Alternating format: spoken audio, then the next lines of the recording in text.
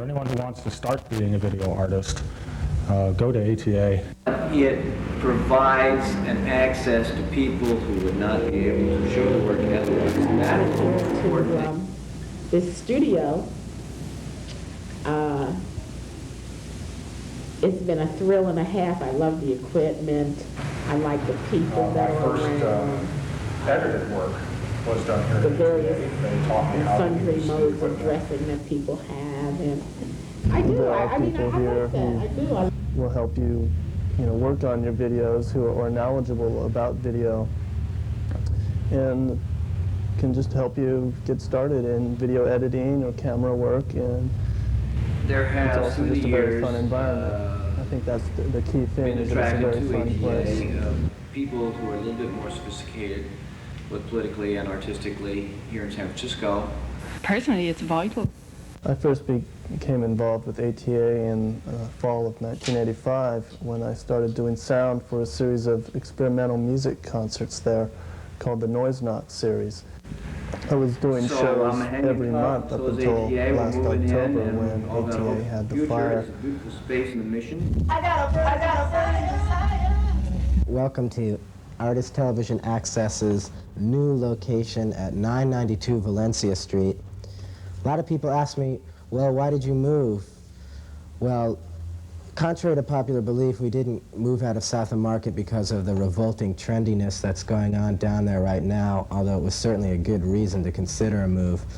Actually, on Halloween of 1986, we had a fire that started from unknown causes during one of our Halloween performances. You can see some of the results of that fire in my lap here. Just about the only thing that got us through that was in November, around the 21st, the Video and Arts Community of San Francisco held a big benefit for Artist Television Access. It was held at the Video Gallery on Howard Street, and everything was donated to ATA for the big benefit. We had the space for free, we had wine and beer donated for free, we had labor donated for free, we had a lot of great performances donated for free. People like Chuck Z and Tony Labatt, Penelope Houston, Deborah Ayal, Dorian Mode, The Cage. Tons of people donated videotapes from all over the United States. A few hours before the benefit started, this television in my lap here was set up as evidence of the fire, as kind of a depiction of the melted video monolith. And about an hour or two before Chuck Z, who did a marvelous performance that evening, went on, he, much to the surprise and fearful apprehension of many of the people present at the time, he plugged the monitor in and then went to turn it on, and everybody kind of said, oh no, don't do that, Chuck, fearing for the worst, thinking that the monitor would explode into a million pieces and possibly burn down the video gallery, whose space was so generously donated. And as people were frantically screaming and cajoling and trying to convince Chuck not to turn on the TV to avoid the harmful consequences, he reached over and turned it on, and lo and behold, the TV worked. Whereupon everybody in the room started to chant, ATA lives, ATA lives, ATA lives. So, we certainly do. Good evening. I'm Marshall Weber, and this is Artist Television, a half an hour of independently produced video art by independently oriented video artists. Hi, my name is Lise Swenson, and I'm co-director of Artist Television Access, which is a non-profit exhibition and production facility based in San Francisco at 992 Valencia Street. My co-director's name is Marshall Weber, and between the two of us, we exhibit and program video art and community-based productions. In other words, ATA is a twofold facility in that we produce video art, documentary community work, and we exhibit it. We have a community-based emphasis in that we encourage locally based production. We work with schools, colleges, individuals, other nonprofit groups, and Cable 25 here in San Francisco. We're also members of the National Cable Network.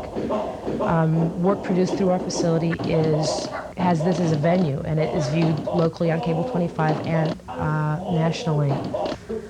Through partial funding of the National Endowment of the Arts, we offer subsidized facilities to deserving artists and independent production people looking to work on community-based works. We have an extensive library which is available to anybody who's interested in looking at locally produced video art. We have a studio facility for rehearsal and video shoots. We have a post-production half-inch facility, and we provide consultation and distribution information. All of this at low prices or completely subsidized according to the need of the individual or group. The main emphasis of ATA is to educate individuals and or groups to the process of television making, which broadcast or non-broadcast is basically essentially the same thing. Through understanding how to use the medium, you can understand how to manipulate the medium, producing, in our case, we hope to produce culturally aware and culturally responsible artworks. Yeah, I think it's real important that there's places like ATA around that will donate equipment. For instance, a system like this is $4,000 or $5,000, and the Self-Help Center is in no position to purchase one of those. And if this equipment wasn't donated to us, we would have no video program. In doing this documentary for the center, we have this plum being held over our heads. If you do this documentary and it comes out okay, you can make your own flick. Right. You know, and everybody has plans for making their own movie. I think that if you don't have a place that has access to equipment, then people are just going to be stifled and are going to sit back and just watch TV and become more of the passive American viewers instead of the active viewers that we're creating. And I mean, it's I hope that someone who sees this film and sees how we're working with the people at the center can see that there's a need for this access, and that people are out there who want to make movies that to express themselves, and there needs to be funding to support places like this, to have gear, to send out for next to nothing, so that just regular folks can make their own TV.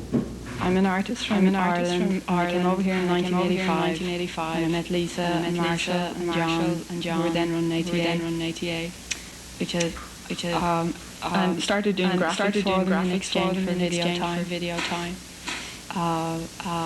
Where I work mostly in drawing and film and photography.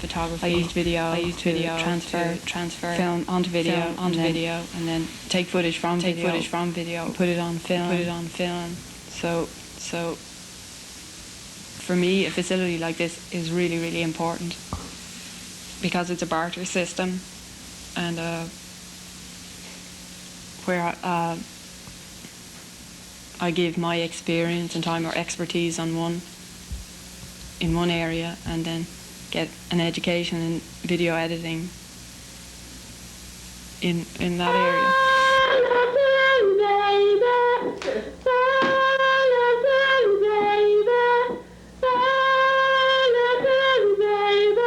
When you're driving so close to me, there's no place that I'd rather be than Bangkok.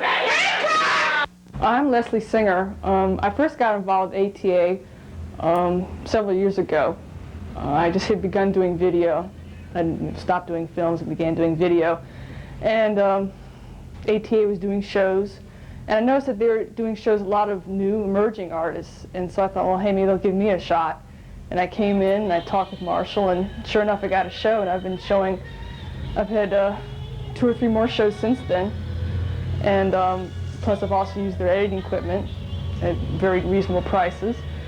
And I think one of the things I really liked about AT, I thought was really special about them, was that they gave, you could be a new emerging artist and they gave you a shot. They weren't waiting 10 or 15 years or until you were on the cover of Village Voice to show your work. If you had good work they take a look at it and give you a try. They're willing to take a risk. And I think that's really important. There are very few art spaces on the West Coast and probably in the rest of the country that really, I think, do as much for emerging artists as Artist Television Access.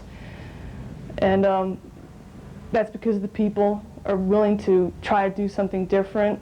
They're very approachable, and not stuck up in an ivory tower. You can reach them, you can talk with them. And it just makes for a good rapport between the gallery and the artist, and makes things more active in the community itself, because it encourages you to do things. If the space is not cooperative, there's nowhere to show your work, why should you do your work?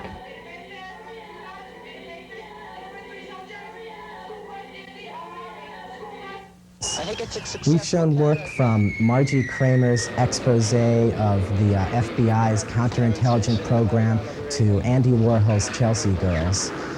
We invite all artists to submit proposals in any mediums, and we accept proposals all year long, and we have a very open proposal and application procedure. Just send us whatever you think is necessary to give us a rough idea of the kind of exhibit you'd like to have happen, and send us a self-addressed stamped envelope, and we'll get back to you as soon as possible. Our curatorial policy at ATA has some very kind of what we feel is important ideals. We consider ourselves optimists, and we kind of follow the critical line of English critic John Berger, who said that I critique art as to how much its function is in obtaining man's social rights. So we feel that most of the work at ATA has a social orientation. And although we're a nonprofit organization and we can't endorse legislature or things like that, we feel that we're a very progressive organization, and one of our main focuses is getting community groups involved in the fine arts world. So, like I say, it's the ATA way, and thank you very much. Bullets and broken glass, red and beer, friendliness and fear.